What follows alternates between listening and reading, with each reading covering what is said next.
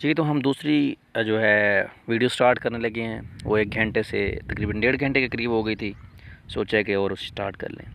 اگلی ہیڈنگ ہے مطالعہ بین المذاہب، علم اور ذہنی ارتقاء۔ مطالعہ بین المذاہب اپنی جگہ ایک انتہائی دلچسپ مطالعہ ہے اور اس سے انسان کی ذہنی ارتقاء کے مختلف مراحل سامنے آتے ہیں اور اسلام کی حقانیت روز بروز اجاگر ہوتی چلی جاتی ہے۔ بقول عبد القادر الحمد، مطالعہ بین المذاہب اور در حقیقت انسان کے مختلف ذہنی رویوں کا مطالعہ ہے۔ ہر مطالعہ ہمیں بتاتا ہے کہ انسان کی عقل کن کن مراحل میں پڑاؤ ڈالتی رہی، کہاں کہاں ٹھوکریں کھاتی رہی، سچائی کی تلاش میں کن کن مراحل تک پہنچی اور عملی زندگی میں کن کن اسالیب کی خبر دیتی رہی۔ انسان کی دماغی نشوونما اور عقلی بلوغت کا یہ سفر بہت سی اور ضمنی آئینی معلومات کا آئینہ دار ہے۔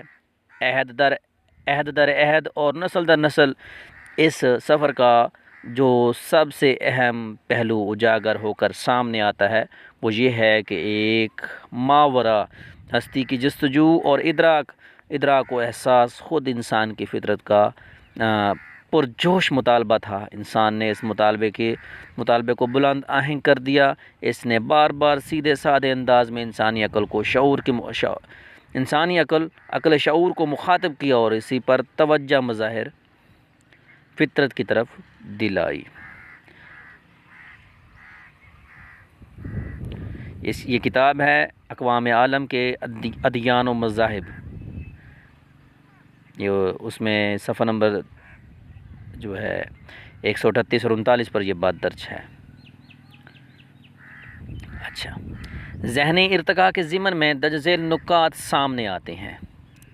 نمبر 1، مختلف مذاہب کا تقابلی مطالعہ بتاتا ہے کہ ایک مذہب کے اعتقادات اور دوسرے مذہب کے اعتقادات میں ایسے بنیادی فرق موجود ہیں جو اس دعویٰ کی کھلی تردید کرتے ہیں کہ تمام مذاہب ایک ہیں۔ خدا، پیغمبر، الہام، زندگی اور موت، ہر ایک کے بارے میں مختلف مذاہب میں مختلف تصورات پائے جاتے ہیں۔ ایسی حالت میں یہ کہنا کہ تمام مذاہب ایک ہیں ایک ایسی بات ہے جس کو خود مذہب کبھی تسلیم نہیں کرتا۔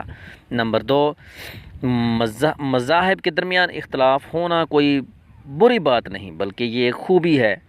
اس دنیا میں ذہنی اور فکری ترقیاں اختلافات کے ذریعے ہی وجود میں آتی ہیں۔ جب ایک مطالعہ میں دو رائیں سامنے آتی ہیں تو فطری طور پر دونوں طرف سے مباحثہ شروع ہو جاتا ہے، دونوں کے درمیان افکار کا ٹکراؤ پیش آتا ہے۔ اس بحث و تکرار کے ذریعے نئے نظریات سامنے آتے ہیں۔ علم کی پوری تاریخ ان کی تصدیق کرتی ہے کہ اختلافات کے ذریعے تمام فکری ترقیاں ظہور میں آئیں۔ نمبر 3 ہے تمام مذاہب سچے ہیں کا نظریہ، یہ خود مذہب کی ضد ہے۔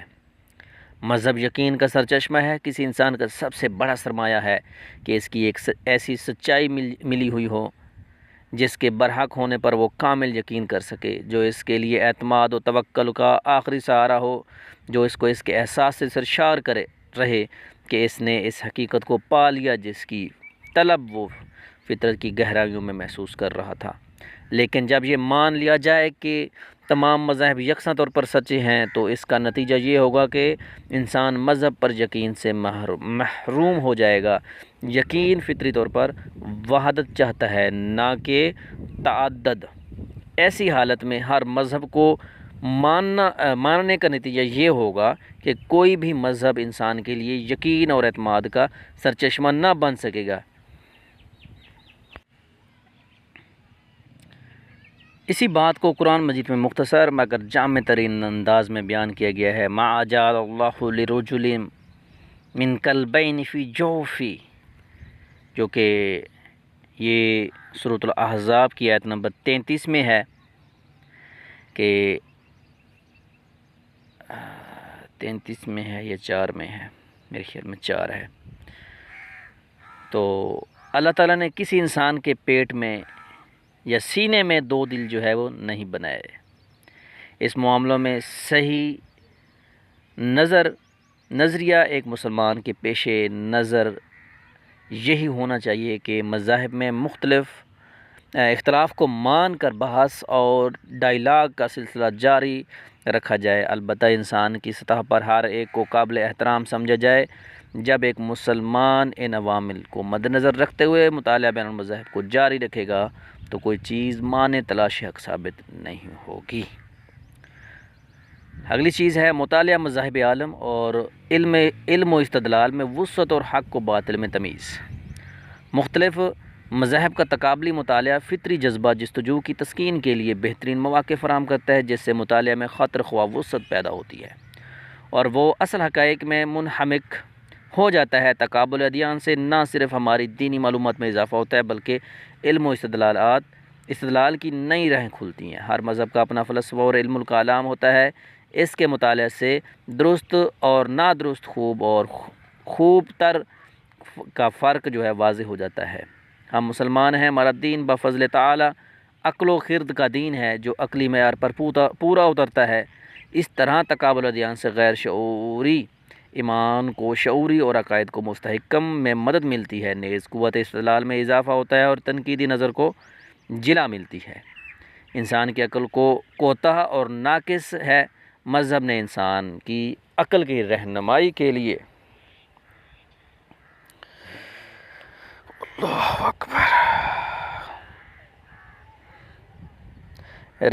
لیے آئلی، عمرانی، سیاسی اور اقتصادی اصول وضع کر دیے ہیں تاکہ انسان ان اصولوں کی روشنی میں زندگی کے ہر قسم کے مسائل کو حل کر سکے، اور انسان کے سامنے وہ اصول نہ ہوتے تو وہ ہلاکت و بربادی کے گڑھے میں جا گرتا۔ یہی وجہ ہے کہ اسلام نے انسان کو عقل و فہم سے کام لینے کی بہت تاکید کی ہے۔ یوں مطالعہ بین المذاہب سے علم و استدلال اور شعور میں اضافہ ہوتا ہے اور غلط کی تمیز سہل انداز میں ہو جاتی ہے۔ سہل آسان کو کہتے ہیں۔ آج دنیا میں نت نئے نظریاتوں اور اذنوں کی بھرمار نے فضا کو دھندلا دیا ہے۔ بے یقینی اور عدم اطمینان کی کیفیت نے انسان کا انسانیت پر اعتماد مستلزل کر دیا ہے۔ ہر طرف دہشت ہے، وحشت ہے، بے یقینی ہے، بے اطمینانی ہے، قومیں قوموں سے، فرقوں سے، طبقوں سے دست و گریباں ہیں اور یہ کشمکش ختم ہوتی نظر نہیں آتی۔ اس کشمکش کا بہترین حل وسعت قلبی میں ہے جو کہ مطالعہ بین المذاہب کے نتیجے میں حاصل ہو سکتی ہے۔ تب ہی انسان کو ایک خاص طور پر ایک محقق اور داعی کا حق اس بات کا علم کامل حاصل ہو سکتا ہے کہ ہر مذہب میں خوبیاں ہیں مگر اسلام ان تمام خوبیوں کا مرقع ہے۔ یہ وہ سبب ہے جس میں دنیاوی اور اخروی زندگی کی فلاح مضمر ہے۔ اس ضمن میں ڈاکٹر طاہر رضا بخاری رقم طراز ہیں۔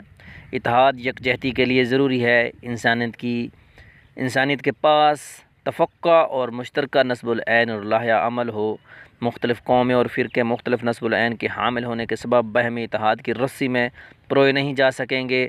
مختلف طبقات اور اگر مختلف مقاصد اور نظریات حیات کے حامل ہوں گے تو باہمی آویزشیں موجود رہیں گی۔ نصب العین کا ٹکراؤ دنیا کے لیے خطرے کی علامت بن جاتا ہے، جس کے سبب انسانی بستیاں ہمہ وقت ذہنی، فکری، سیاسی اور معاشی پریشانی میں مبتلا رہتی ہیں۔ اس مشکل کو نبی اکرم صلی اللہ علیہ وآلہ وسلم نے بڑی عمدگی کے ساتھ حل فرمایا اور اعلان فرما دیا کہ پوری انسانیت کے نصب العین کا تعین صرف خالق کائنات کا حق ہے اور اس کا وضع کیا ہوا ہے نصب العین انسانی قافلوں کے لیے رشد و ہدایت کا باعث ہوگا۔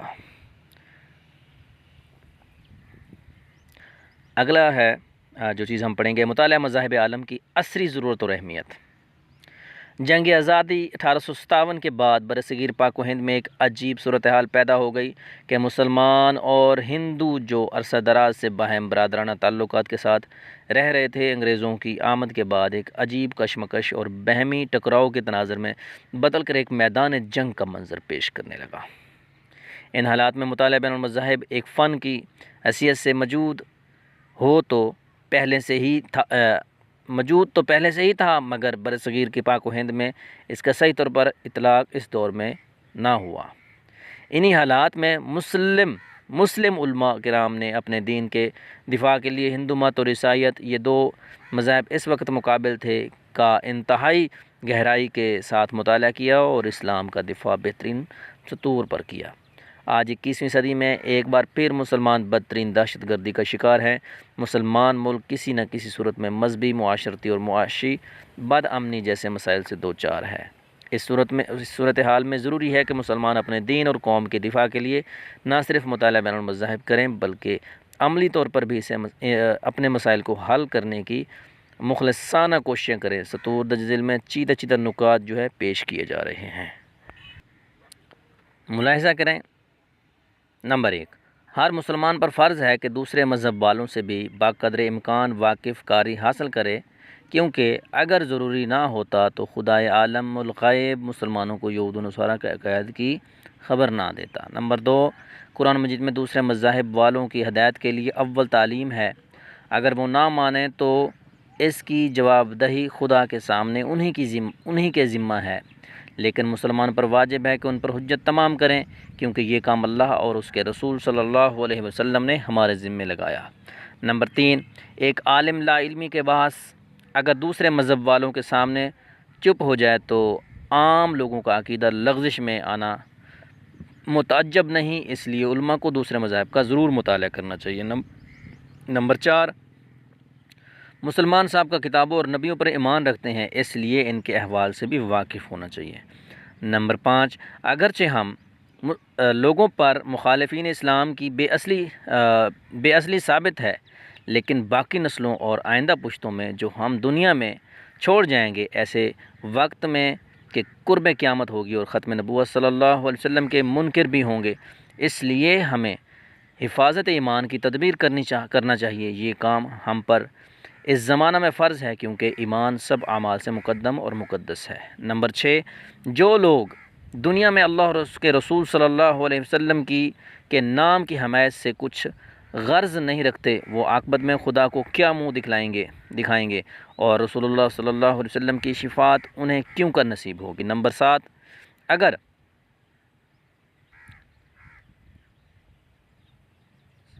اگر ہم دین اسلام کی حمایت سے ایسے وقت میں پہلو تہی کریں تو وہ لوگ جو انکار اسلام کا غل مچا رہے ہیں وہ سمجھیں گے کہ اہل اسلام میں اب کوئی اپنے دین کی حمایت کرنے والا باقی نہیں رہا، یا اسلام کی صداقت کی بابت کوئی دلیل اور دعویٰ اب باقی نہیں۔ نمبر 8، 21ویں صدی میں ایک بار پھر مسلمان بدترین دہشت گردی کا شکار ہیں۔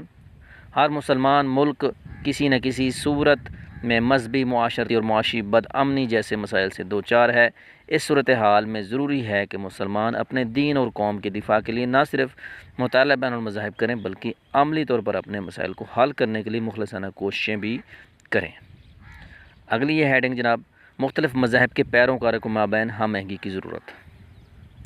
موجودہ دور میں عالم انسانی کی ایک اہم ضرورت یہ ہے کہ اغراض و تعصبات، قوم پرستی اور سیاسی مقاصد سے بالکل آزاد بے تعلق ہو کر عام انسانوں کے سامنے وہ حقیقتیں رکھی جائیں جن پر انسانیت کی سلامتی اور نجات ہو۔ یہ حقیقتیں اپنے اپنے زمانے میں پیغمبروں نے بیان کی تھیں اور ان کے لیے سخت جدوجہد کی تھی۔ یہاں سخت لکھا ہوا ہے لیکن سخت ہے۔ یہ حقیقتیں اب بھی زندہ ہیں، لیکن سیاسی تحریکوں، مادی تنظیموں اور قومی خود غرضیوں نے گرد و غبار کا ایسا طوفان کھڑا کر دیا کہ یہ روشن حقیقتیں ان کی اوٹ میں اوجھل ہو گئیں۔ لیکن انسانی ضمیر ابھی بھی مردہ اور مفلوج اور معطل نہیں ہوا۔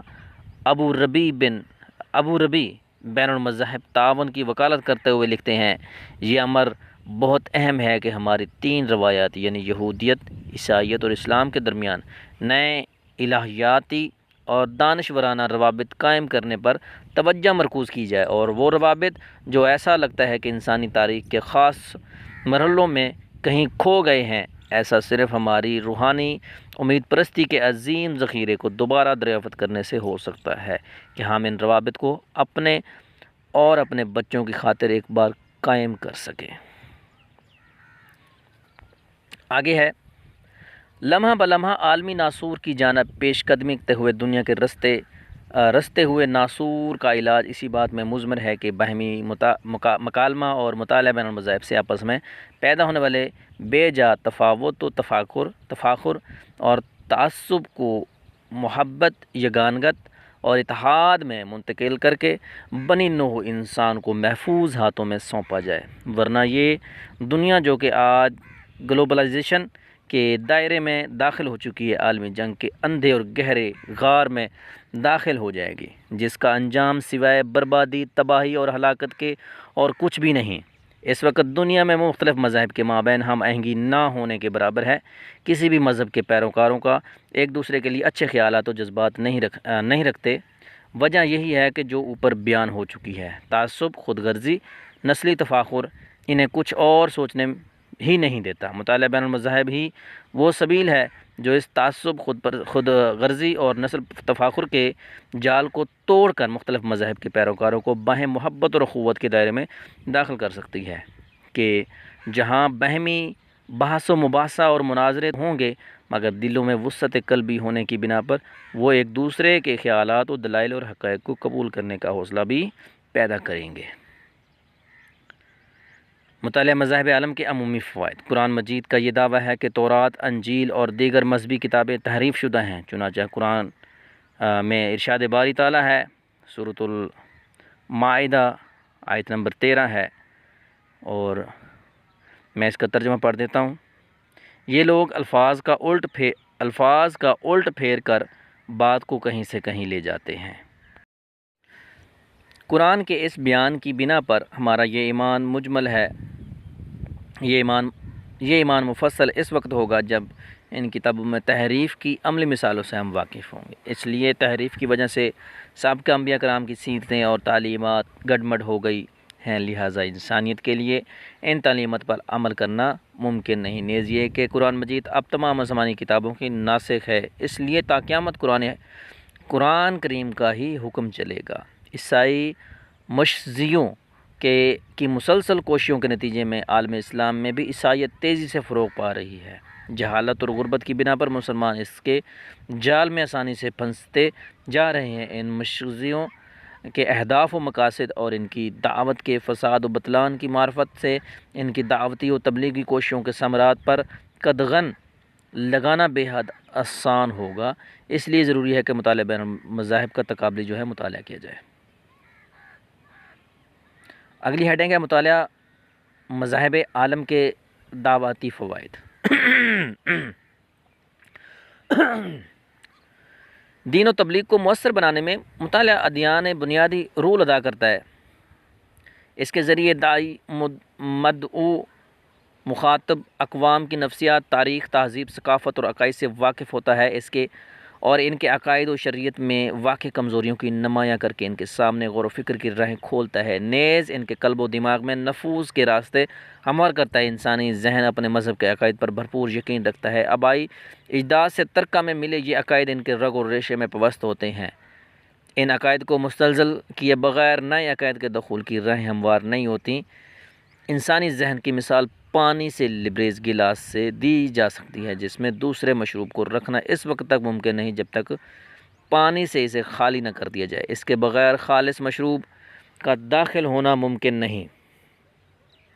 ٹھیک اسی طرح سابقہ عقائد و نظریات پر تیشہ چلائے اور اس کی جڑیں کمزور کیے بغیر صحیح اسلامی عقائد ذہنوں میں جو ہے وہ جاگزین نہیں ہو سکتے۔ تقابل ادیان کے ذریعے داعی مدعو کے سامنے اس کی شریعت اور اسلامی شریعت کے بعض احکام و قوانین کا تقابلی مطالعہ پیش کر کے اسلامی احکام کی آسانی اور اس کی فطرت سے ہم آہنگی اور غیر اسلامی احکام کی سختیوں اور نیز فطرت سے دوری کو ثابت کر کے اسلام کی حقانیت سے اسے سمجھا جا سکتا ہے۔ مثلاً ہندو مت اور یہودیت میں حائضہ عورت اور جریان کے مریض کے ساتھ سختی کا جو سلوک کیا جاتا ہے وہ انتہائی غیر معقول ہے۔ غور کیجیے، حیض کا آنا ایک فطری امر ہے۔ اس کے جاری ہونے کا بنیادی مقصد رحم مادر کو استقرار حمل کے قابل بنانا ہے، لیکن منو کے قوانین اور توراتی شریعت اس حالت میں عورت کو ایک کنارے اور الگ تھلگ رہنے کا حکم دیتے ہیں، جبکہ اسلامی شریعت حائضہ عورت سے صرف مباشرت کو حرام ٹھہراتی ہے اور بقیہ جملہ امور اور گھریلو کام میں اس کے تعاون و اشراک کو جائز قرار دیتی ہے۔ مطالعہ مذاہب کے ذریعے داعی کو ہمیشہ ایک اہم فائدہ حاصل ہوتا ہے کہ اس سے اسے اسلام اور مدعو کے مذہب کے درمیان مشترک امور و اقتدار اور عقائد کا علم حاصل ہوتا ہے، جنہیں بنیاد بنا کر بتدریج مدعو کو مختلفی امور کو ماننے پر آمادہ کیا جا سکتا ہے۔ قرآن کریم میں ارشاد ہے، قُلْ یا اہل الکتاب تعالوا الی کلمۃ۔ اچھا، یہ تھوڑا نظر مشکل آ رہا ہے، اس لیے میں جو ہے اکثر ترجمہ پڑھ دیتا ہوں۔ سورۃ آل عمران کی آیت نمبر 64 ہے کہ اے نبی کہو اہل کتاب، آؤ ایک ایسی بات کی طرف جو ہمارے اور تمہارے درمیان یکساں ہے، یہ کہ ہم اللہ کے سوا کسی کی بندگی نہ کریں اور اس کے ساتھ کسی کو شریک نہ ٹھہرائیں، یعنی ایک ایسے عقیدے پر ہم سے اتفاق کر لو جن پر ہم بھی ایمان لائے ہیں اور جس کے صحیح ہونے سے تم بھی انکار نہیں کر سکتے۔ تمہارے اپنے انبیاء سے یہ عقیدہ منقول ہے اور تمام اپنی کتب مقدسہ میں اس کی تعلیم موجود ہے۔ مطالعہ مذاہب کا ایک اہم فائدہ داعی کو یہ بھی حاصل ہوتا ہے کہ اس سے مختلف مذاہب کی مابین مشترک اقتدار و اخلاقیات کا پتہ چلتا ہے، جنہیں بنیاد بنا کر داعی غیر مسلم اقوام سے بھی اخلاقیات کے فروغ کے مدد لے سکتے ہیں۔ وہ مشترک اقتدار کو فروغ دینے کے لیے مختلف تنظیمیں قائم کر سکتا ہے، جیسا کہ خود نبی اکرم صلی اللہ علیہ وسلم نے ظلم کے خلاف حلف الفصول میں شرکت فرمائی اور بعثت کے بعد فرمایا کہ اسلام کی دولت نصیب ہو جانے کے باوجود بھی اگر ان کو اس طرح کے معاہدے میں شرکت ہونے کی دعوت دی جائے تو وہ اس پر لبیک کہیں گے۔ امام بہقی نے سنن الکبریٰ میں اس روایت کو درج کیا۔ یہ بھی رابطہ بڑھانے کا ذریعہ ہے۔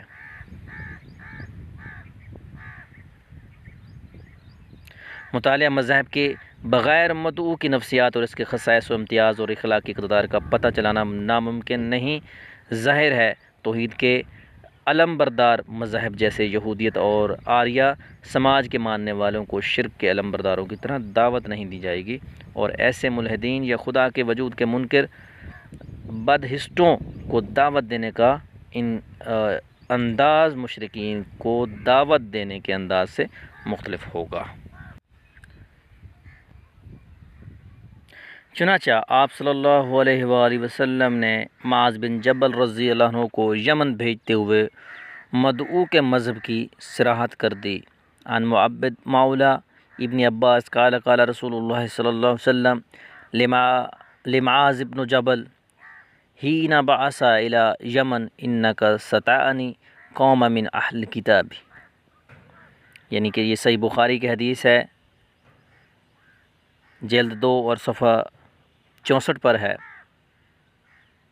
ابو معبد مولا بن عباس فرماتے ہیں کہ رسول اللہ صلی اللہ علیہ وسلم نے معاذ بن جبل کو یمن کی طرف جو ہے بھیجتے ہوئے کہا، تم اہل کتاب کے ایک گروہ کے پاس جاؤ گے۔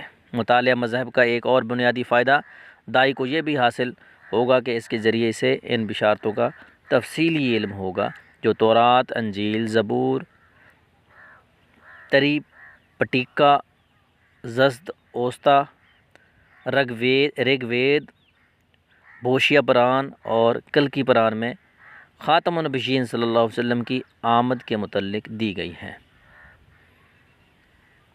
جن کا مصداق نبی کریم صلی اللہ علیہ وسلم کے سوا دنیا کا کوئی شخص نہیں ہو سکتا۔ ان بشارتوں کو بنیاد بنا کر بھی داعی مدعو کو آپ صلی اللہ علیہ وسلم پر ایمان لانے کی دعوت دے سکتا ہے۔ دیکھو نبی اکرم صلی اللہ علیہ وسلم کی بعثت کا تذکرہ خود تمہاری مقدس کتابوں میں موجود ہے، تو آپ صلی اللہ علیہ وسلم پر ایمان گویا تمہاری اپنی مقدس کتابوں کے نصوص ہی کی تصدیق و تائید ہے۔ مختصراً یہ کہ مذاہب کے تقابلی مطالعہ کے ذریعے انسانی عقائد کے دیگر ادیان کے عقائد کے مقابلے میں حقانیت، صداقت اور اسلامی مصادر کی دیگر کتب مقدسہ کے مقابلے میں سلامتی، نقص اور اضافہ سے مکمل ہونا کھل کر واضح ہوگا، اور جب بلکہ اسلامی شریعت کی دیگر شریعتوں کے مقابلے میں اس آسانی اور فطرت سے ہم آہنگی میں بھی کھول کر سامنے آئے گی، اور یہ چیز مدعو کو اسلام کی جانب راغب کرے گی۔ مسلمانوں کے انتشار و افتراق اور ضعف کے اس دور میں اس علم کی ضرورت اور اہمیت دو چند ہوگی۔ اسلام کے پاس جو روحانی، عقلی، مادی، اجتماعی اور سیاسی تاثیر کی قوت ہے وہ کسی اور مذہب کو حاصل نہیں۔ ان تمام پہلوؤں سے مذہب کا تقابلی مطالعہ بے حد مفید ہے، ضروری ہے۔ اس سے صرف فکری لحاظ سے ہم مستشرقین و مستغربین کا مقابلہ کر سکتے ہیں، بلکہ اقدامی پوزیشن میں آ کر مذاہب عالم اور جملہ افکار و نظریات پر اسلام کو غالب کر سکتے ہیں، اور پھر یہ فکری غلبہ عسکری غلبہ کی جانب لے جائے گا۔ لہٰذا ارباب علم سے یہ گزارش ہے کہ وہ اپنے نصاب میں اس مضمون کو خصوصی جگہ دیں، اس لیے کہ اس کے بغیر دعوت و تبلیغ کے فریضہ کو بحسن خوبی انجام نہیں دیا جا سکتا۔ نہ ہی مغرب کی فکری یلغار کا ہم مقابلہ کر سکتے ہیں، اور نہ ہی ہم غلبہ دین کی راہیں ہموار کر سکتے ہیں۔ مطالعہ بین المذاہب عالم کی تدوین میں، یعنی مطالعہ مذاہب عالم کی تدوین میں قرون اولیٰ کے مسلمانوں کی خدمات۔ مطالعہ بین المذاہب خالص اسلامی دور کی پیداوار ہے۔ قرآن کریم میں ہی اس فن کی بنیاد رکھی اور باطل عقائد و افکار پر تنقید کی راہ دکھائی۔ چنانچہ اللہ تعالیٰ نے یہود و نصارہ کے عقائد پر سخت گرفت کی ہے اور اس میں موجود دریغ و ضلال کو کھول کھول کر بیان کر دیا ہے، بلکہ اس سے بھی آگے بڑھ کر قرآن کریم نے حق و باطل کے درمیان موازنہ کر کے ہر صاحب عقل و سلیم کو غور و فکر اور درست نتائج تک پہنچنے کی راہ ہموار کر دی۔ ارشاد باری تعالیٰ ہے سورۃ یوسف کی آیت نمبر 39 میں ہے، اور بہت سے متفرق رب بہتر ہیں یا وہ ایک رب جو سب پر غالب ہے۔ ایسی ہی متعدد آیات میں انبیاء کرام اور ان کی قوموں کے درمیان ہوئے مناظروں کی بعض تفصیلات بھی بیان کر دی گئی ہیں، کیونکہ باطل کے عیوب اور نقائص کے اظہار سے حق کی نصرت و تائید حاصل ہوئی ہے، اور عقل مندوں کے لیے موازنہ و اختیار کی راہیں ہموار ہوتی ہیں۔ اس منہج قرآنی کو سامنے رکھتے ہوئے مسلمانوں نے شروع سے ہی دیگر مذاہب و ادیان کے علوم کو حاصل کرنے کی جانب توجہ دی۔ چنانچہ نبی کریم صلی اللہ علیہ وسلم کے حکم پر صحابہ میں حضرت زید بن ثابت رضی اللہ عنہ نے یہودی مذہب سے متعلق علم حاصل کر کے 17 دنوں میں عبرانی زبان سیکھ لی تھی۔ اس لیے مدینہ کے قرب و جوار میں یہود و نصارہ کو اچھی خاصی تعداد موجود تھی۔ ظہور اسلام سے قبل جزیرہ عرب میں یہود و نصارہ موجود تھے۔ دیگر علاقوں کی بنسبت یہود شہر مدینہ اور اطراف میں بڑی تعداد میں آباد تھے۔ چنانچہ مساق مدینہ میں یہود کے بڑے قبائل بنو قریظہ، بنو نذیر، بنو قینقاع اور اس کے حلیف شامل تھے۔ آفتاب اسلام کی کرنیں جب افق مدینہ پر چمکی تو یہود کے بعض صالح اور سلیم الفطرت افراد مثلا عبداللہ بن سلام، سعید بن سعید، اسد بن کعب، ثعلبہ بن سلام رضی اللہ عنہم نے اسلام قبول کر لیا۔ حضور اکرم صلی اللہ علیہ وسلم بطور خاص اہل یہود کی تعلیف قلب فرماتے ہوئے جب تک کسی مسئلہ میں قرآن کریم کا صحیح حکم نازل نہ ہو جاتا تورات کے حکم پر عمل فرماتے اور بعض معاملات میں یہود سے مشورہ لیتے۔ نقص عہد اور جلا وطنی کے باوجود آپ صلی اللہ علیہ وسلم ان سے رواداری اور مروت کا اظہار فرماتے تھے۔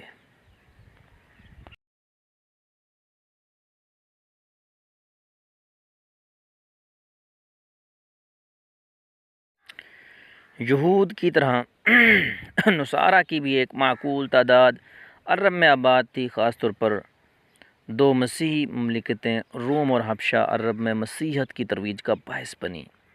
یمن حبشہ کی عیسائی حکومت کے تحت 494 عیسوی میں آیا۔ بعد ازاں حبشہ کی طرف سے یمن کے گورنر مقرر ہوتے رہے۔ انہی میں سے ایک گورنر ابریہ بھی تھا جس نے بیت اللہ کے نمونے پر یمن کے دارالسلطنت الصنعاء میں کلیسا بھی تعمیر کرایا اور لوگوں کو اس کی عبادت و زیارت کا حکم دیا، جو بعد ازاں بیت اللہ پر 570 عیسوی میں حملہ کا باعث بنا۔ تاہم جزیرہ عرب میں یہود و نصارہ کی آبادی کا مرکز یمن میں نجران کا علاقہ تھا، جہاں سے ایک وفد بھی حضور اکرم صلی اللہ علیہ وسلم کی خدمت میں حاضر ہوا تھا۔ یہود کے سلیم الفطرت افراد کی طرح نصارہ کے بھی سلیم الطبع افراد عدی بن حاتم، تمیم دارمی، اشرف حبشی، جارود بن عمر اور سلمان فارسی رضی اللہ عنہم نے اسلام قبول کیا۔ خصوصیت سے اہل کتاب میں عبداللہ بن سلام، تمیم دارمی، کعب بن احبار اور جارود بن عمر رضی اللہ عنہم علم و فضل میں نمایاں تھے۔ اگرچہ صحابہ کرام رضی اللہ عنہم کو تورات و انجیل سے متعلق کافی واقفیت تھی، وہ عربی کے علاوہ عبرانی اور سریانی زبانوں میں مہارت رکھتے تھے، تاہم اہل کتاب صحابہ کرام رضی اللہ عنہم کی بدولت کتب مقدسہ کا ایک بڑا حصہ اسرائیلیت کی صورت میں سامنے آیا۔ جب اہل کتاب کی روایات بکثرت سے ہونے لگیں تو آپ صلی اللہ علیہ وسلم نے ان کی استثنادی حیثیت کے بارے میں حوصلہ افزائی فرمائی۔ یہ ساری باتیں جو ہے ندوی مجیب اللہ اہل کتاب صحابہ و تدوین میں جو ہے وہ درج ہیں۔ اچھا آگے ہے، عن ابی ہریرہ رضی اللہ عنہ کان اہل الکتاب یقرون التوراۃ بالعبرانیہ۔ اچھا یہ عربی ہے، یہ صحیح بخاری کی روایت ہے۔ اچھا کتاب التفسیر میں اہل کتاب، ترجمہ پڑھ دیتا ہوں میں۔ اہل کتاب صحابہ کرام کی طرح بعض تبع و تابعین کے حوالے تفسیر و احادیث میں ملتے ہیں۔ وہب بن منبہ کے بارے میں مجیب اللہ ندوی لکھتے ہیں کہ وہب بن منبہ کی عام کتب سماوی خصوصاً تورات اور انجیل سے واقفیت بہت زیادہ تھی۔ پتہ چلتا ہے کہ وہ عیسائی لٹریچر کے مقابلے میں یہودی لٹریچر سے زیادہ واقف تھے۔ امام نووی نے بھی لکھا کہ گزشتہ کتابوں کے علم و معرفت میں مشہور ابن خلقان وہب بن منبہ کے بارے میں لکھتے ہیں کہ وہب بن منبہ بڑے وسیع العلم اور کتب قدیم سے بخوبی آگاہ تھے۔ انہوں نے ایک رسالہ بھی لکھا تھا، صحیفہ بھی لکھا تھا، صحیفہ وہب بن منبہ، جو کہ مسند احمد میں جو ہے امام احمد بن حنبل رحمۃ اللہ علیہ نے اس کو مکمل طور پر درج کیا تھا، لیکن بعد میں جو ہے یہ جو ہے صحیفہ دریافت بھی ہو گیا تھا، جو ابھی کتابی شکل میں موجود ہے۔ اس طرح تابعین میں ایک نام عبد الملک بن عبدالعزیز بن جریج ہے، جو اسرائیلی روایات کو نقل کرتے تھے۔ پروفیسر غلام احمد حریری لکھتے ہیں کہ عبد الملک بن عزیز بن جریج جو سرزمین حجاز کے اولین مصنف تھے، عہد تابعین میں یہ اسرائیلی روایت کے مرکز و محور تھے، جو آیت قرآنیہ نصارہ کے بارے میں وارد ہوئیں۔ تفسیر ابن جریر میں ان سے متعلق جو روایت مرکوز ہیں، ان کا مدار انحصار عبد الملک بن عزیز پر ہے، جن کو عموماً ابن جریج کے نام سے یاد کیا جاتا ہے۔ اگلی ہیڈنگ ہے مطالعہ بین المذاہب کا عہد عباسی میں باقاعدہ آغاز۔ مطالعہ بین المذاہب کا باقاعدہ آغاز عہد عباسی میں ہوا۔ برامکہ نے اپنے دور میں ان کی جانب خصوصی توجہ دی، اور 190 ہجری میں یحییٰ بن خالد برمکی کے دور میں دارالخلافہ بغداد سے ایک وفد ہندوستان آیا اور یہاں کے مذاہب و مواحد کے متعلق قیمتی مواد حاصل کیا۔ الفہیر فرستہ بن ندیم میں ہے۔ بعض متکلمین کا بیان ہے کہ یحییٰ بن خالد برمکی نے ایک شخص کو اس غرض سے ہندوستان بھیجا کہ وہ اس کے پاس وہاں پائی جانے والی جڑی بوٹیاں لے کر آئے اور وہاں کے لوگوں کے مذاہب کے بارے میں بھی اس لیے معلومات ضبط تحریر میں لائے۔ چنانچہ اس نے ایک مشہور کتاب الملل الہند والادیانہ ہندوستان میں قومیں اور مذاہب تالیف کی۔ آگے لکھتے ہیں، محمد بن اسحاق کا کہنا ہے کہ سلطنت عرب جن لوگوں کے عقائد ہند کے بارے میں معلومات فراہم کرنے اور وہاں کے علماء طب اور حکیموں کو اپنے ہاں لانے کے لیے وسعت کی کوشش کی، وہ یحییٰ بن خالد اور برامکہ کی جماعت ہے۔ ایسے ہی نصرانیت کی تردید میں بھی دوسری صدی ہجری سے ہی کتابیں لکھنے کا سلسلہ شروع ہو گیا تھا۔ ابن ندیم کا بیان ہے کہ حسن بن ایوب نے اپنے بھائی علی بن ایوب کی خاطر ایک کتاب تالیف کی، جس میں انہوں نے نصرانی عقائد پر بھرپور گرفت کی۔ الفہرست میں صفحہ نمبر 246 میں یہ بات درج ہے۔ ان حوالوں سے یہ ثابت ہوتا ہے کہ مسلمانوں نے دوسری صدی ہجری سے تقابل الادیان پر زور دینا شروع کر دیا تھا، جس سے مشہور مستشرق آدم منتہزی کی اس رائے کی بخوبی تردید ہو جاتی ہے، جس کا اظہار اس نے اپنی کتاب چوتھی صدی ہجری میں کیا، اور بعض مسلم محققین نے بھی اسی کی عبارتوں کو بنیاد بنا کر مذکورہ بالا رائے کا اظہار کیا ہے۔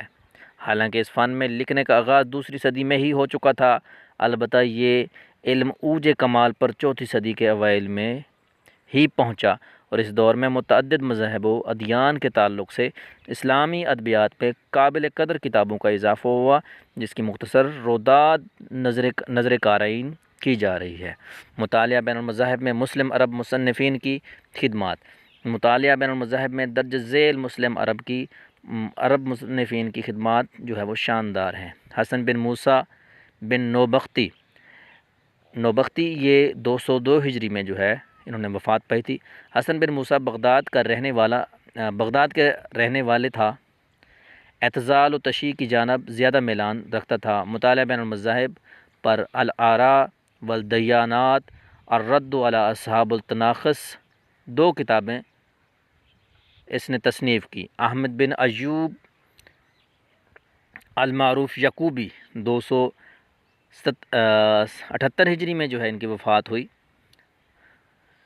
احمد بن ایوب المعروف الیعقوبی اناجیل سے خوب آگاہ تھے۔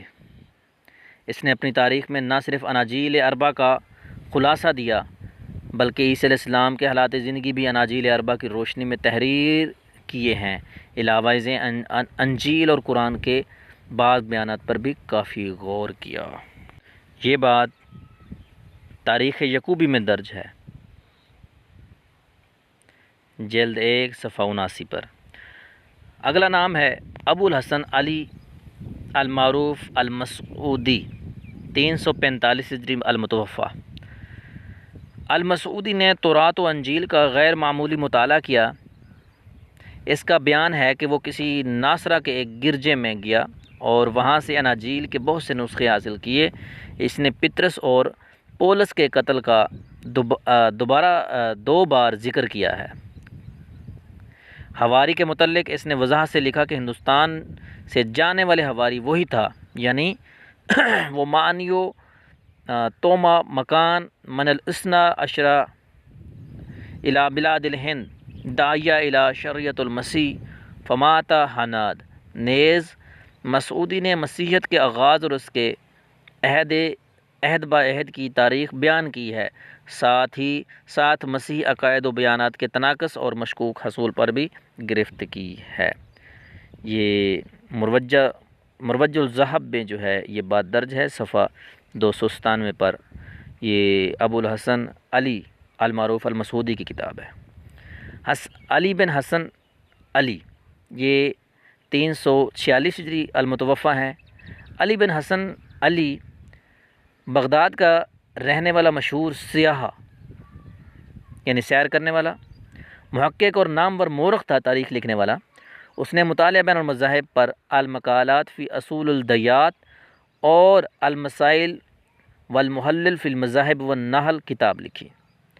اگلا نام ہے محمد بن عبداللہ بن احمد المصبعی الدرک البغیۃ فی وصف الادیان والعبادات کے مؤلف محمد بن عبداللہ بن احمد المصعبی المتوفی 420 ہجری فن ادب و تاریخ اور ادیان پر گہری نظر کے حامل تھے۔ یہ کتاب ایک مجلد میں مطبوع ہے۔ محمد بن اسحاق المعروف ابن الندیم المتوفی 378 ہجری ابن الندیم نے اپنی کتاب الفہرست میں اپنے دور کے مستند اول کتب یہود و نصارہ کی مکمل فہرست دی ہے۔ ابو منصور عبد القاہر بن طاہر البغدادی المتوفی 429 ہجری الفرق بین الفرق کے مؤلف ابو منصور عبد القاہر بن طاہر البغدادی المتوفی 429 ہجری اصول فقہ کے مسلم امام ہیں، جو آپ کی فن ادیان پر ایک اور کتاب المحلل والنحل کے نام سے بھی ناپید ہے۔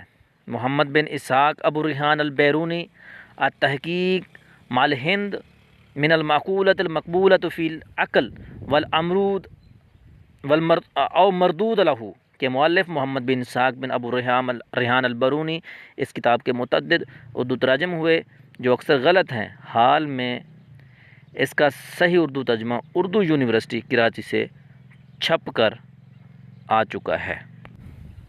البیرونی نے یہ کتاب ہندوستان میں متعدد سال گزارنے کے بعد لکھی۔ مؤلف نے اس کتاب کو 80 ابواب میں تقسیم کیا اور ہر باب میں جن امور کو بیان کیا ان کی ذیلی سرخیاں قائم کی۔ البیرونی کی کتب سماوی کے بارے میں معلومات مسعودی سے بھی زیادہ ہیں۔ اپنی کتاب الاسرار الباقیہ عن قرون الخالدیہ لکھنے کی خاطر اس نے مسیحیوں سے بھی معلومات حاصل کی ہیں۔ مذکورہ کتاب کے تیسرے باب میں تورات و انجیل کے مختلف نسخے اور ان میں اختلاف کا ذکر بڑی تفصیل کے ساتھ کیا جو یہودیوں کے پاس تھے۔ انہوں نے دوسری انجیلوں کا بھی ذکر کیا جنہیں انیکیا کی مجلس نے مسترد کر دیا تھا، جو مختلف مسیحی فرقوں کے پاس تھیں۔ اس نے اناجیل کے باہمی اختلاف کا بھی ذکر کیا اور متی میں مسیح کے جو نسب نامے بیان کیے گئے ہیں ان کا اختلاف بیان کر کے سوال کیا کہ مسیح اختلاف کی توضیح کس طرح کرتے ہیں۔ پھر لکھا کہ ان اختلافات کے پیش نظر اناجیل کے الہامی ہونے پر اعتماد نہیں کیا جا سکتا۔ اردو دائرہ معارف الاسلامیہ۔ اگلا نام ہے علی بن احمد بن حزم الفصل فی ملل ولا احوا والنحل۔ علی بن احمد بن حزم، یہ ابن حزم ظاہری ہیں میرے خیال میں۔ المحلل ان کی کتاب النحل میرے پاس موجود ہے۔ المتوفی 456 ہجری کی تالیف ہے۔ تقابل ادیان کے بنیادی، اچھا یہ مترجم ہے، ترجمہ شدہ ہے اور میرے پاس موجود ہے۔ یہ ماخذ میں اس کتاب کا شمار ہے۔ کتاب کی بعض فصلوں میں ابن حزم نے عیسائیوں اور یہودیوں کے عقائد پر تنقید کی ہے اور ان کی تحریروں میں متضاد اور متباین بیانات تلاش کرنے کی کوشش کی ہے تاکہ ان کے خلاف تورات و انجیل کے متون کی تحریف کے الزام کو حق ثابت کیا جا سکے۔ اگلا نام ہے امام فخر الدین رازی المتوفی 606 ہجری الاعتقادات فرق المسلمین والمشرکین۔ امام فخر الدین رازی المتوفی 606 ہجری کی معرکۃ الآراء تصنیف ہے۔ اس مختصر رسالے کو علی السامی الانشار نے 1938 میں طبع کیا۔ رازی نے بڑے اختصار لیکن ساتھ ہی بڑی صحت و جانبداری کے ساتھ مسلمانوں کے اکثر فرقوں اور متعدد زردشتی یہودی عیسائی فرقوں کا ذکر کیا۔ ایک باب فلسفہ کے لیے بھی مخصوص کیا ہے۔ اس طرح اگلا نام ابو حامد محمد بن الغزالی امام غزالی کا ہے۔ المتوفی 505 ہجری۔ امام غزالی نے اپنی کتاب الرد الجمیل الالہیۃ و عیسیٰ بن صریح الانجیل میں مسیحیت کے عقیدہ تثلیث پر فاضلانہ بحث کی، نیز انجیل کی استنادی حیثیت کے بارے میں بھی بتایا۔ اگلا نام ہے ابو الفتح محمد بن عبد الکریم الشورستانی المحلل والنحل کے مؤلف ابو الفتح محمد بن عبد الکریم الشورستانی ہیں۔ یہ کتاب مذاہب کے موضوع پر انسائکلوپیڈیا کی حیثیت رکھتی ہے جس کے ماخذ و مصادر کی فہرست کافی طویل ہے۔ ڈاکٹر محمد زبیر صدیقی علامہ شہرستانی کی تالیف کے متعلق تبصرہ کرتے ہوئے کہتے ہیں کہ ابن حزم کی کتاب الفصل کی تصنیف کی تقریباً 60 سال بعد 1127 عیسوی میں ابو الفتح محمد بن عبد الکریم الشہرستانی نے مختلف ادیان کے متعلق کتاب المحلل والنحل تصنیف کی، جو موجودہ مستشرقین کی رائے کے مطابق عربی ادب میں ان معدود چند کتابوں میں ہے جن سے قرون وسطیٰ کے عربی مصنفین کا علمی فضل و کمال ثابت ہوتا ہے۔ اگلا نام ہے ابو العباس تقی الدین احمد بن شہاب ابن تیمیہ المتوفی 728 ہجری۔ ابن تیمیہ نے یہود و نصارہ کی کتابوں کی تحقیق کی اور ان کے عقائد و افکار کا مطالعہ کیا۔ ابن تیمیہ نے کئی چھوٹے رسائل کے ساتھ ساتھ متکلمانہ انداز میں ایک ضخیم کتاب الجواب الصحیح لمن بدل الدین المسیح کے نام سے لکھی۔ مذکورہ کتاب میں بنیادی طور پر السید اور انطاکیہ کے اسقف پال کی ایک کتاب کا جواب دیا، جس میں انہوں نے نصرانیت کا ابطال اور اسلام کی حقانیت پر بھرپور استدلال کیا۔ اگلا نام ہے ابو عبیدہ الخزرجی الاندلسی بین المسیحیت والاسلام۔ ابو عبیدہ الخزرجی کی معرکۃ العراہ تصنیف ہے۔ قرطبہ کے زوال کے بعد جب مسیحی منشری حرکت میں آئے اور ان کے حوصلے چند ہی سالوں میں اس قدر بلند ہو گئے کہ پادری ہینا مکار نے اندلس کے فقیہ ابو عبیدہ کے سامنے بھی نصرانی کی دعوت پیش کی، جس کے جواب میں آپ نے اپنی یہ مشہور کتاب تصنیف فرمائی۔ اس کتاب میں مؤلف نے نصرانیت کے انحرافات کے بڑے عمدہ اور دل نشین انداز میں تشریح کی اور ذیل میں مسائل پر کھول کر بحث کی: عقیدہ تثلیث، عقیدہ صلب، وفدہ مسیح علیہ السلام اور ان کے احباریوں کے معجزات، مسیح علیہ السلام کی طبیعت،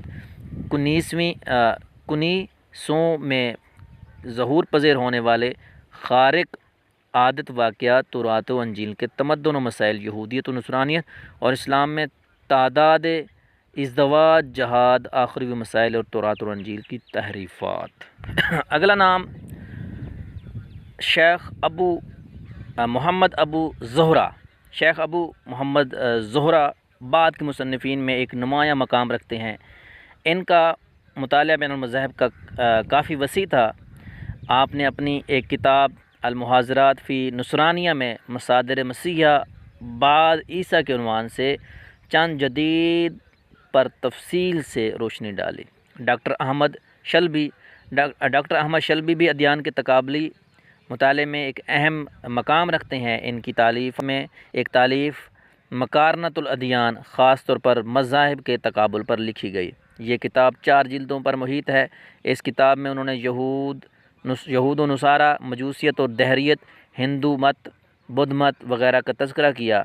ہادیان عالم میں آپ صلی اللہ علیہ وسلم کا مقام و مرتبہ اور قرآن مجید کی دیگر کتب پر فوقیت و عظمت کا تذکرہ کیا۔ مقارنۃ الادیان کا دوسرا حصہ المسیحہ کے نام کے لیے وقف ہے، جس میں کتاب المقدس کے عنوان سے صفحات 137 تا 154 میں عہد نامہ جدید پر بحث کی۔ اگلی چیز اب جا رہے ہیں ہم مطالعہ بین المذاہب میں برصغیر پاک و ہند کے مسلم مصنفین و مبلغین کی جو ہے وہ خدمات۔ برصغیر پاک و ہند میں مطالعہ بین المذاہب کی خدمات درج ذیل ہیں مصنفین و مبلغین نے انجام دی: شاہ ولی اللہ دہلوی المتوفی 1793 عیسوی۔ برصغیر میں مطالعہ بین المذاہب کی روایت کی ابتدا کا صحرا ولی اللہ دہلوی کے سر جاتا ہے۔ انہوں نے اپنی کتاب الفوز الکبیر میں علم و مقاسمہ کے تحت یہود و نصارہ کی کتب کا مفصلانہ جائزہ لیا۔ تورات میں تحریف پر اپنے نقطہ نظر کو یوں بیان کرتے ہیں کہ یہودی تحریف لفظی تورات کے ترجمہ وغیرہ میں کیا کرتے تھے، نہ کہ اصل تورات میں، کیونکہ فقیر کے نزدیک ایسا ہی محقق ہوا اور ابن عباس کا یہی قول ہے، اور تحریف مانوی تعویل فاسد کا نام۔ جی اگلا نام ہے شاہ عبدالعزیز دہلوی کا المتوفی 1823 عیسوی۔ شاہ ولی اللہ کے بعد شاہ عبدالعزیز ہیں، جنہوں نے تورات و انجیل کے مطالعے کے لیے ایک یہودی عالم سے عبرانی سیکھی۔ آپ لکھتے ہیں کہ فاضل از اکابر علماء یہود و بدہلی آمد ازواز تحقیق تورات بلان عبرانی کردم، یعنی اکابر علماء یہود دہلی آئے تو میں نے ان سے تورات کی تحقیق اور ان سے عبرانی زبان سیکھی۔ اگلا نام ہے سید آل حسن موہانی المتوفی 1872 عیسوی۔ سید آل حسن موہانی قصبہ موہان ضلع آناؤ ہندوستان کے رہنے والے تھے۔ مولانا حضرت موہانی کے پڑنانا تھے۔ برصغیر میں مسیحی علم الکلام پر اولین قلم اٹھانے والوں میں آپ کو شمار ہوتا ہے۔ امداد صابری لکھتے ہیں کہ مولانا آل حسن نے پادری فانڈر کی کتاب المیزان الحق المطبوعہ 1833 اور پادری اسمتھ کی کتاب دین الحق المطبوعہ 1843 کے جواب میں استفسار کے نام سے ایک کتاب طبع کرائی جو بڑے سائز کے 800 صفحات پر مشتمل تھی۔ یہ کتاب تحقیق و معلومات اور دلائل و براہین کے اعتبار سے کتب رد و نصارہ میں افضلیت کا درجہ رکھتی ہے۔ مولانا سید آل حسن موہانی نے عیسائیوں پر جو اعتراضات استفسار کی صورت میں کیے ان کی تعداد 18 ہے۔ بعد میں آنے والے مسلمان مصنفین نے اس سے خوب استفادہ کیا۔ یہی وجہ ہے کہ علامہ ڈاکٹر خالد محمود کے خیال میں بعد میں لکھی جانے والی اسلامی کتابوں میں یہ متن کا درجہ رکھتی ہے۔ اگلا نام ہے ڈاکٹر محمد وزیر خان المتوفی 1873 عیسوی۔ ڈاکٹر محمد وزیر خان صوبہ بہار ہندوستان کے رہنے والے تھے۔ میڈیکل سائنس کلکتہ سے طب کی تعلیم حاصل کی، مزید تعلیم کے لیے لندن روانہ ہوئے اور وہیں مطالعہ بین المذاہب میں دلچسپی پیدا ہوئی۔ لندن سے واپسی پر تورات و انجیل کے قدیم نسخوں پر ان کی گئی تنقیدیں اپنے ساتھ ہندوستان لائے۔ سید محمد سلیم لکھتے ہیں کہ ڈاکٹر مصوف نے ہندوستان میں مسیحیت کے تحقیق مطالعے کی بنیاد رکھی اور اصل ماخذات کے ذریعے یہود و نصارہ کی کتب تک رسائی حاصل کی۔ آگرہ کی مسجد میں علماء باقاعدہ ان سے درس لیتے تھے اور یہ سلسلہ 4 سال تک جاری رہا۔ اگرچہ مطالعہ بین المذاہب پر آپ کی کوئی باقاعدہ تالیف تو نہیں ہے، تاہم متعدد مناظروں میں آپ نے حصہ لیا۔ 1854 کا المعروف مناظرہ اکبر آباد میں مولانا رحمۃ اللہ کریانوی کی معاونت آپ نے کی۔ علاوہ ازیں پادری فرینچ نے بھی مناظرہ کیا۔ پادری فینڈرز سے کئی مئی تا اگست 1854 میں مناظرہ اکبر آباد کے سلسلے میں خط و کتابت ہوئی اور جو رداد کی شکل میں محفوظ ہے۔ جی تو اگلا نام مولانا رحمۃ اللہ کریانوی المتوفی 1891 عیسوی۔ مولانا رحمۃ اللہ کریانوی ہندوستان میں عثمانی خاندان کے چشم و چراغ اور کریانہ ضلع مظفر نگر کے باشندے تھے۔ آپ نے دفاع اسلام کا فریضہ ایسے وقت میں انجام دیا جب برطانوی اقتدار کا سورج نصف النہار پر تھا اور جرمن پادری فینڈرز کو حکومت وقت کی مکمل سرپرستی اور پشت پناہی حاصل تھی۔ پادری فائنڈر نے مجزل کتب اسلام اور مسیح تناظر میں تالیف کی۔ مفتاح الاسرار، طریق الحیات، شجر زندگانی اور میزان الحق یہ کتاب اسلام، پیغمبر اسلام اور قرآن حکیم پر غیر معمولی اعتراضات پر مبنی تھیں۔ تاہم مؤخر ذکر کتاب جس کے عربی، فارسی اور انگریزی میں تراجم شائع ہوئے تھے، اسے فائنڈر بطور خاص مسلمانوں کے سامنے بطور چیلنج پیش کرتا تھا۔ مولانا کریانوی نے ابتداءً تو اپنے مختصر رسائل میں پادری مذکور کے اعتراضات کا جواب دیا اور اسلام کی حقانیت کو ثابت کیا۔ تاہم انہوں نے یہ محسوس کیا کہ جب تک پادری مصوف سے بالمشافہ گفتگو نہ ہو اور مجمع عام میں بحث نہ ہو، اس وقت تک پادری فائنڈر کا مؤثر جواب ناممکن ہے۔ چنانچہ پادری مصوف سے طویل خط و کتابت کے بعد مناظرے کی شرائط طے پائیں اور مناظرے کے لیے مندرجہ ذیل موضوعات طے پائے: نسخ بائبل، تحریف بائبل، تثلیث اور الوہیت اور اثبات محمد صلی اللہ علیہ وسلم۔ یہ 4 موضوعات بتائے پائے۔ یہ تاریخی مناظرہ جو مناظرہ اکبر آباد کے نام سے بھی معروف ہے میں جمع عام کے سامنے پادری فینڈر نے انجیل میں تحریف کا اقرار کیا۔ مناظرہ کے اثرات و نتائج کے بارے میں سید ابو الحسن علی ندوی رقم طراز ہیں کہ حضرت مولانا رحمۃ اللہ کریانوی نے یہ خدمت ایسے زمانے میں انجام دیں جو مسلمانوں کے لیے انتہائی نازک اور صبر آزما تھا۔ ان کا حریف وہ تھا جس کو زمانے کے سب سے بڑے فاتح گروہ کی پشت پناہی حاصل تھی اور وہ بڑی طاقت مولانا رحمۃ اللہ کریانوی کریانوی سرپرست رحمۃ اللہ علیہ کی تھی، جس مطالعہ کے زمانے مذاہب میں متزل آفتاب غروب کتب نہیں براہ ہوتا راست تھا، اسی موضوع اور پر جس کے تالیف تمدن، فرمائی۔ تہذیب اور تعلیم کی پوری البحث دنیا میں الشریف فی دھاک اثبات بیٹھی ہوئی النسخ تھی۔ والتحریف، احسن الحدیث فی ابطال التثلیث، ازالۃ الاوہامیہ، اعجاز العیسوی، ازالۃ الشکوک، اظہار الحق، مسیحی علم الکلام پر مولانا کی سب سے ضخیم اور معروف کتاب اظہار الحق ہے، جو اپنی نوعیت کے اعتبار سے بنیادی ماخذ کی حامل ہے۔ مذکورہ کتاب مولانا نے قسطنطنیہ ترکی میں 6 ماہ کے قلیل عرصہ میں 1823 عیسوی میں سلطان عبدالعزیز خان کے حکم پر قلم بند کی۔ یہ کتاب ایک مقدمہ اور 6 ابواب پر مشتمل ہے۔ اس کتاب کا دنیا کی 8 زبانوں میں اس کا ترجمہ ہو چکا ہے۔ اردو زبان میں ترجمہ بائبل سے قرآن تک کے نام سے اکبر علی سہارنپوری نے کیا، اور مولانا تقی عثمانی نے مذکورہ ترجمہ کو عام فہم بنا کر شائع کیا۔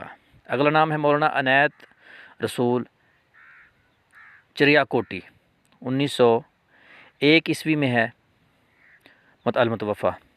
مولانا عنایت رسول نے خاص مطالعہ بین المذاہب کی غرض سے علماء یہود سے عبرانی اور سریانی زبانوں کی تحقیق کی اور تورات کا مطالعہ اصل عبرانی میں کیا۔ انہوں نے ایک تحقیقی کتاب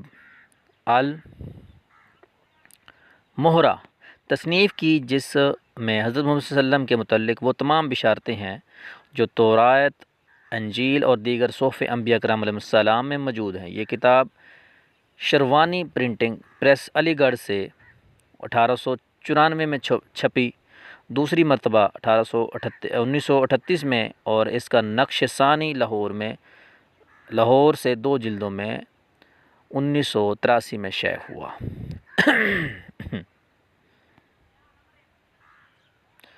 اگلا نام ہے ابو منصور سید ناصر الدین دہلوی۔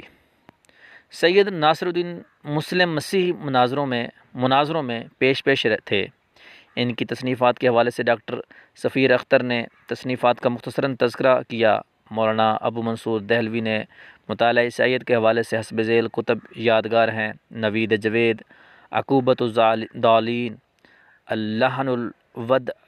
لحن الودودی، تصحیح التاویل، استیصال، اعزاز قرآن، انعام عام، افہام الخصام، میزان المیزان، مصباح الابرار، رقیمۃ الوداد، حرز جاں، تبیان، احسن الدلیل فی معلومات تورات والانجیل، گلدستہ شاداب، دولت فاروقی، یادداشت، محاکمہ بین عقوبۃ الضالین والہدایۃ المسلمین، نمونہ تحریف، تفتیش القسیس، تادیب، نجمۃ الوعظ، رسالۃ الحق المہر، تربیت الکاملین اور تریاق۔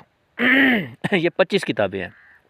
اگلا نام ہے مولانا عبدالحق حقانی، جو کہ المتوفی 1917 عیسوی ہے۔ مولانا عبدالحق حقانی کا مطالعہ بائبل امتیازی حیثیت کا حامل ہے۔ اگر آپ کی تعریف میں مناظرانہ جھلک ہے، تاہم تورات و انجیل کی بحث میں آپ نے تحقیق و تدقیق کو پیش نظر رکھا، اور آپ کی تفسیر فتح المنان المشہور تفسیر حقانی مکمل طور پر یہود و نصارہ کی تاریخ اور تعلیمات و عقائد سے متعلق ہے۔ اگلا نام ہے مولانا سید محمد علی مونگیری، المتوفی 1927 عیسوی۔ مولانا سید محمد علی مونگیری کا شمار ہندوستان کے مشہور و معروف علماء اور روحانی پیشواؤں میں ہوتا ہے۔ آپ کے عہد میں تبلیغ عیسائیت زوروں پر تھی، چنانچہ آپ نے اسلام پر پروپیگنڈا کے جواب دینے کے لیے مسیحیوں کے خلاف 1873 میں ایک اخبار منشور محمدی جاری کرایا۔ یہ رسالہ 4-5 سال تک گراں قدر خدمات انجام دے کر بند ہو گیا۔ چنانچہ جہاں تک تصنیفات کی بات ہے تو کہا جاتا ہے کہ مولانا سید محمد علی مونگیری کی تالیفات کی ایک خاص بات یہ ہے کہ وہ مسیحیوں کے مستند ماخذات کے حوالے سے رد کرتے تھے۔ ان کا تاریخی مطالعہ اس موضوع پر بڑا وسیع معلوم ہوتا ہے۔ مولانا کی رد عیسائیت پر کتب ذیل میں ہیں: میرات الیقین، ترانہ حجازی، آئینہ اسلام، دفع التعلیقات پیغام محمدی کو طبع رحمانیہ مخصوص پورے نے 1308 ہجری میں شائع کیا۔ یہ مولانا کی معرکۃ الآراء کتاب ہے، جسے مولانا رحمۃ اللہ کریانوی کی تالیف اجاز عیسوی یا اظہار الحق سے تشبیہ دی جا سکتی ہے۔ یہ کتاب مولانا نے پادری ٹھاکر داس کی کتاب عدم ضرورت قرآن اور پادری صفدر علی کی نیاز نامہ کے جواب میں لکھی۔ اگلا نام ہے مولانا اشرف الحق صدیقی دہلوی، المتوفی 1936 عیسوی۔ برصغیر میں مولانا آل حسن موہانی اور رحمۃ اللہ کریانوی نے جو مطالعہ عیسائیت کی روایت قائم کی، اسے آگے بڑھانے میں مولانا اشرف حق دہلوی کا بڑا ہاتھ ہے۔ مولانا کو زبانوں کی تحصیل میں خصوصی دلچسپی تھی۔ پادریوں سے گفتگو اور مطالعہ مسیحت کے لیے انہیں محسوس ہوا کہ عبرانی اور یونانی زبانوں میں ادراک حاصل کیے بغیر بائبل اور اس کے تراجم کے بارے میں کما حق گفتگو نہیں کی جا سکتی۔ چنانچہ عبرانی اور یونانی کی تحصیل کا انہیں اس وقت موقع ملا جب ایک یہودی عالم حکیم عبد المجید دہلوی کے زیر علاج تھا۔ یہودی عالم نے انہیں عبرانی زبان میں سند دی جو کہ ان کے کتب خانے میں محفوظ تھی۔ مولانا کی تصنیفات درج ذیل ہیں: اتصال دین عیسوی، مطبوعہ جو ہے جلال آباد، ترجمہ انجیل برنباس، تحفۃ البشیر الاعلی، الکلمۃ البصیر المعروف بدینی، مناظرہ ہمکنڈہ دہلوی 1894 میں۔ اگلا نام ہے مولانا احمد رضا خان بریلوی رحمۃ اللہ علیہ کا، المتوفی 1921 عیسوی۔ مولانا احمد رضا خان نامور حنفی فقیہ، مفسر، محدث، نعت گو، شاعر، علوم نقلیہ اور عقلیہ کے ماہر اور سلسلہ قادریہ کے شیخ تھے۔ آپ عربی، فارسی اور اردو کی کثیر کتابوں کے مصنفین، جن میں مشہور ترین ترجمہ قرآن، کنز الایمان، فتاوی اور نعتیہ دیوان ہدایت بخشش ہیں۔ مولانا احمد رضا خان نے تو قومی نظریہ کا پرچار کیا اور کسی بھی سطح پر ہندو مسلم اتحاد کو رد کیا۔ تحریک ترک موالات اور تحریک خلافت میں مسلمانوں کو متنبہ کیا کہ ان تحریکوں میں مسلم و ہندو اتحاد کا نعرہ لگایا جا رہا ہے جو شرعی حیثیت سے ناجائز ہے۔ آپ نے تحریک ترک گاؤ کشی، تحریک آریہ شدھی، ارتداد، قادیانیت، عیسائی عقائد کے خلاف بھرپور قلمی جہاد کیا۔ اس حوالے سے آپ کی درج ذیل معروف جو ہے کتب ہیں: اصول عقاب علی مسیح الکذاب، قہر الدیان علی مرتد البقادیان، تجلی الیقین بأن الانبیاء نبی سید المرسلین، مبین الحادی فی نفی امکان المسلم مصطفیٰ۔ اچھا، اس طرح اور بھی نام ہیں، تھوڑا سا دیکھنے میں مشکل ہو رہی ہے۔ تلال علی افلاک بجلال الحدیث اللولاک، کیفر الکفر آریہ قواہر القہار علی مجسمۃ الفجار، پردہ در امرتسری، الحجۃ المطمئنہ فی آیت المطمئنہ، انفس الفکر فی قربان البقر۔ اگلا نام ہے مولانا سلام اللہ امرسری، جو کہ 1948 المتوفی ہیں۔ آریہ سماج کے بانی دیانند سرسوتی نے اپنی مشہور کتاب ستیارتھ پرکاش یعنی حق کی تلاش 14واں باب اسلام کے ابطال پر مختص کیا۔ اس کتاب کو ہندو سماج میں کافی پذیرائی ملی اور بیرون ہند متعدد عالمی زبانوں میں اس کا ترجمہ شائع ہوا۔ اس کتاب اور آریہ سماج کی منظم جد و جہد سے مسلم معاشرہ افسردگی اور مایوسی کا شکار ہو گیا۔ مولانا ثناء اللہ امرسری نے اس کے جواب میں حق پرکاش تالیف فرمائی۔ اس کے علاوہ بھی ہندو دھرم اور نصرانیت کی تردید پر ان کی متعدد قیمتی کتابیں منظر عام پر آئیں، جن میں سب سے مشہور اسلام اور مسیحیت مولانا عمر سری نے مسیحیت اور آریہ سماج اور قادیانیت کی تردید میں اپنے قلم و زبان کو استعمال کیا۔ سید سلیمان ندوی لکھتے ہیں کہ اسلام اور پیغمبر اسلام کے خلاف جس نے بھی زبان کھولی اور قلم اٹھایا، اس کے حملے کو روکنے کے لیے ان کا قلم شمشیر بے نیام ہوتا تھا اور اسے مجاہدانہ خدمت میں انہوں نے عمر بسر کر دی۔ مولانا نے رد ہندو مت، عیسائیت پر درج ذیل کتب تصنیف کی: حق پرکاش، ترک اسلام، کتاب الرحمن، تغلیب الاسلام، تبرہ اسلام، مقدس رسول، تقابل، ثلاثۃ التوحید، تثلیث اور راہ نجات، جوابات نصارہ اسلام اور مسیحیت۔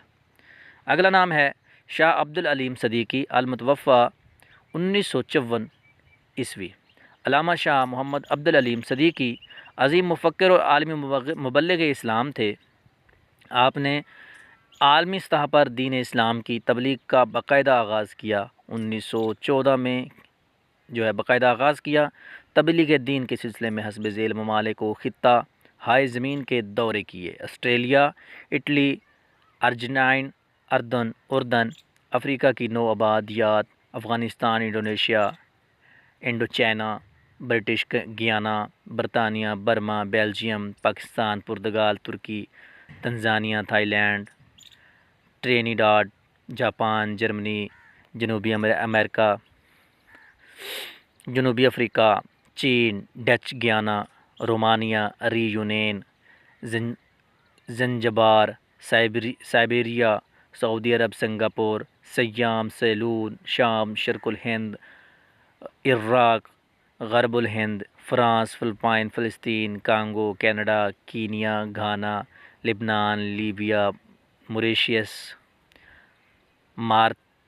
ماریتانیہ، مڈغاسکر، مراکش، مشرقی افریقہ، مصر، Malaysia, Malaya, Netherland, New Zealand, Nairobi, Vietnam, Hindustan, Uganda. آپ کی تبلیغ کے نتیجے میں مسلمان ہونے والے افراد کی تعداد 1 لاکھ سے زائد ہے۔ کمال ہے بھائی۔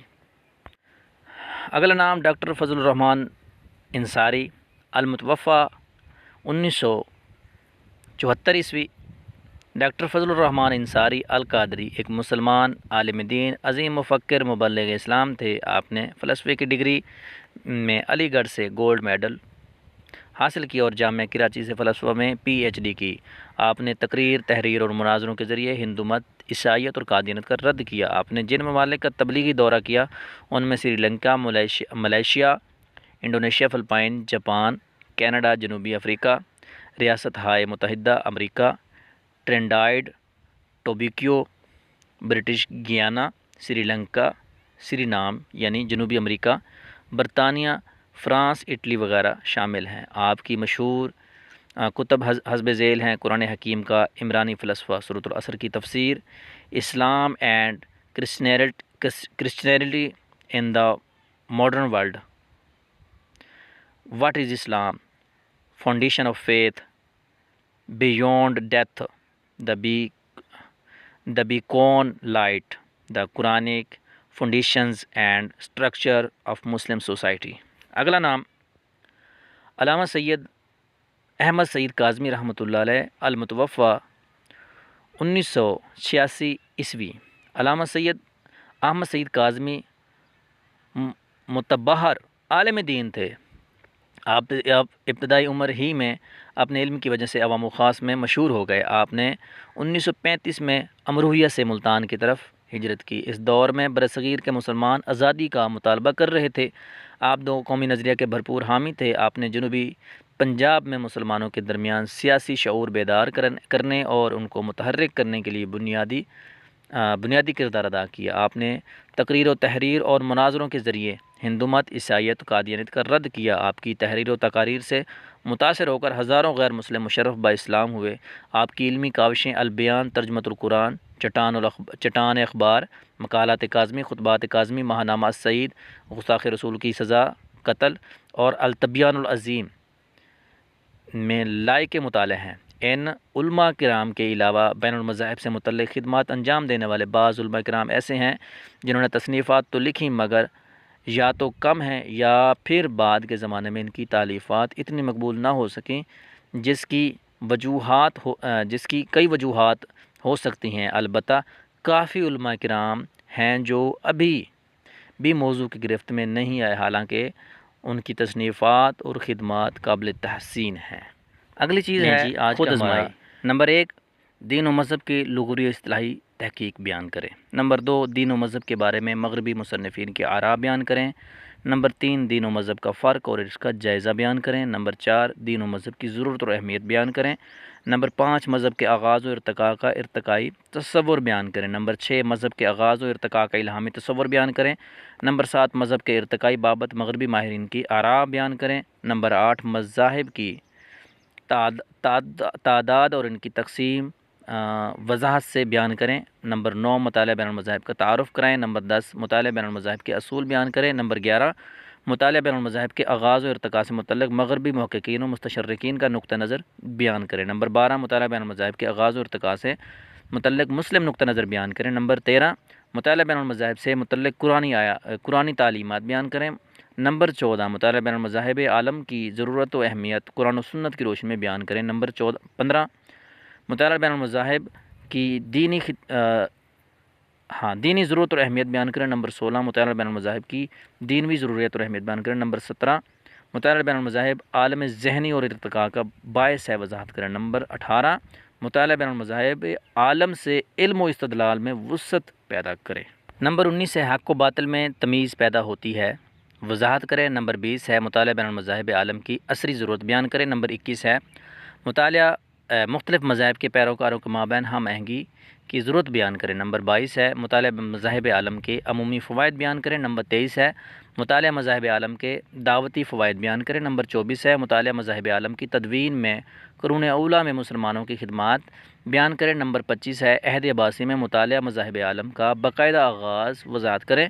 نمبر 26 ہے مطالعہ مذاہب عالم میں مسلم عرب مصنفین کی خدمات بیان کریں۔ اور نمبر 27 ہے مطالعہ مذاہب عالم میں برصغیر پاک و ہند کے مسلم مصنفین و مبلغین کی خدمات بیان کریں۔ آج کا ہمارا جو پہلا چیپٹر ہے وہ ختم۔